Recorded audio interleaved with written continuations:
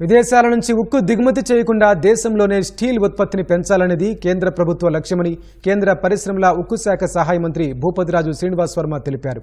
అందులో భాగంగానే ఈ నెల 18, 19 తేదీల్లో ముంబైలో సదస్సు ఏర్పాటు చేస్తున్నట్లు మంత్రి వెల్లడించారు. ఈ సదస్సుకు నేపాల్ నుంచి సుమారు 2000 మంది ఉక్కు రంగ పారిశ్రామికవేత్తలు హాజరు కానున్నారని పేర్కొన్నారు. విశాఖ ఉక్కు ఆంధ్రుల హక్కుతో ముడిపడి ఉందని, ఉక్కు పరిశ్రమను ఖచ్చితంగా కాపాడాల్సిన బాధ్యత తనపై ఉందంటున్న కేంద్ర మంత్రి శ్రీనివాస్ వర్మతో మా ప్రతినిధి శ్రీనివాస్ మోహన్ ముఖాముఖి. జనతా పార్టీ ఆధ్వర్యంలో ప్రజాప్రతినిధులుగా ఎన్నికైన వాళ్ళందరికీ కూడా వారధి పేరెత్తి నిర్వహించే కార్యక్రమంలో ఖచ్చితంగా నెలలో 2 రోజుల పాటు పాల్గొవాలని పార్టీ యంత్రాంగం నిర్వహించింది. ఇందులో భాగంగా ప్రజల నుంచి వినతులు స్వీకరించే కార్యక్రమం, అలాగే ఇక్కడ ఉన్నటువంటి వినతుల్లో ఏవైతే పరిష్కారానికి అనువుగా ఉన్నావో వెంటనే దాని మీద చర్యలు తీసుకునే కార్యక్రమంలో భాగంగా కూడా ఈ వారధి కార్యక్రమాన్ని నిర్వహిస్తున్నారు. మనతో పాటు శ్రీనివాస్ వర్మ గారు. ఓవరాల్గా వారధి కార్యక్రమం ఎలా జరుగుతుంది? వారధి కార్యక్రమానికి పెద్ద ఎత్తున స్పందన కనపడతాం.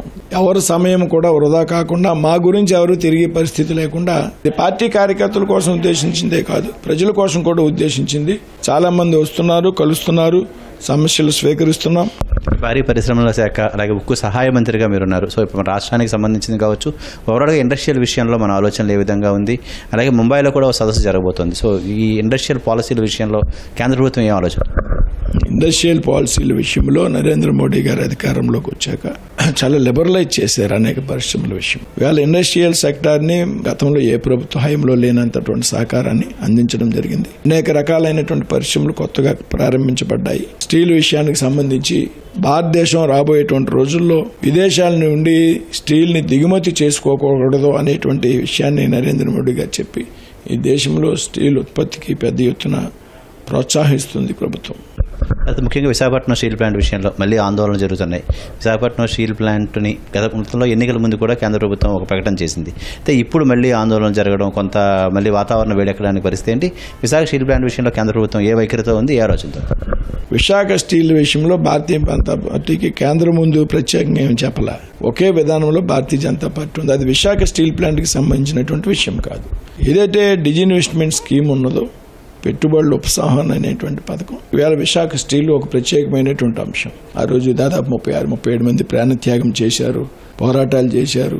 విశాఖ ఉక్కు, ఆంధ్రుల ఉక్కు అనేటువంటి పేరుతో ఉద్యమాన్ని నిర్మాణం చేసి స్టీల్ ఫ్యాక్టరీని సాధించుకున్నారు. అందులో అనుమానం లేదు.